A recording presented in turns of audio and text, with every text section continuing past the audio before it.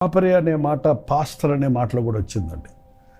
ఇవాళ పాస్టరు అనే పదానికి విలువ లేకుండా పోగొట్టేశారు. ఇవాళ పాస్టర్లు అనే మాట ఇక్కడ సోషల్ మీడియాలో మాట్లాడుకుంటున్నారు. పాస్టర్లు అలాంటి వాళ్ళు, పాస్టర్లు ఇలాంటి వాళ్ళు, పాస్టర్లు అలా చేశారు, పాస్టర్లు ఇలా చేశారు.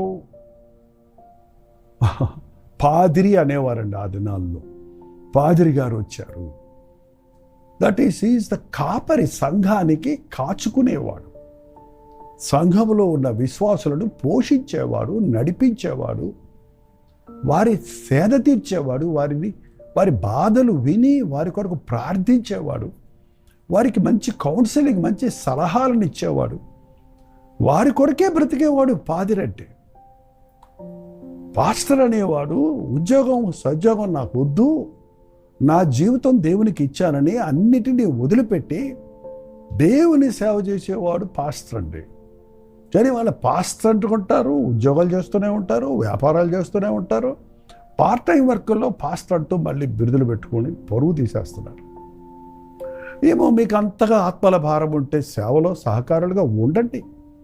ఒక పాస్టర్ చేసే పనిని ఉద్యోగస్తుడిగా నువ్వు కూడా చేయొచ్చు, కావాలంటే చెయ్యి. కానీ ఏంటి పాస్టర్ గారు చేసే పని? ప్రసంగాలు చేయటమా?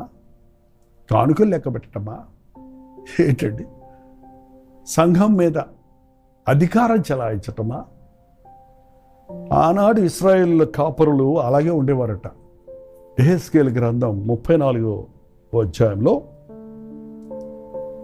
ఆనాటి కాపరుల గురించి ప్రభు చెబుతున్నాడు. ఈ కాపరులు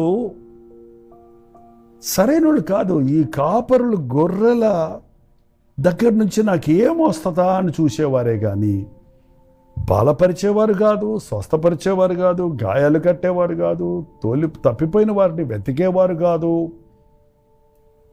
ఈ కాపరులు గొర్రెలను తినేవాళ్ళుగా తయారయ్యారు.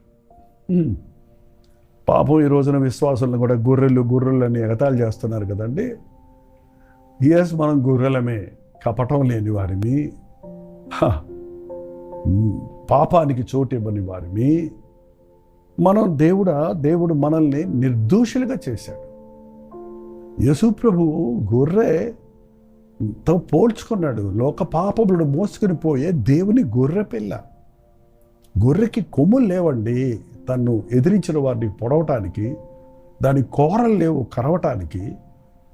ఎస్, అది ఎప్పుడు తలొంచుకునే నడుస్తుంది. దాని 2 చెవులు ఇలా వేలాడుతూ ఉంటాయి.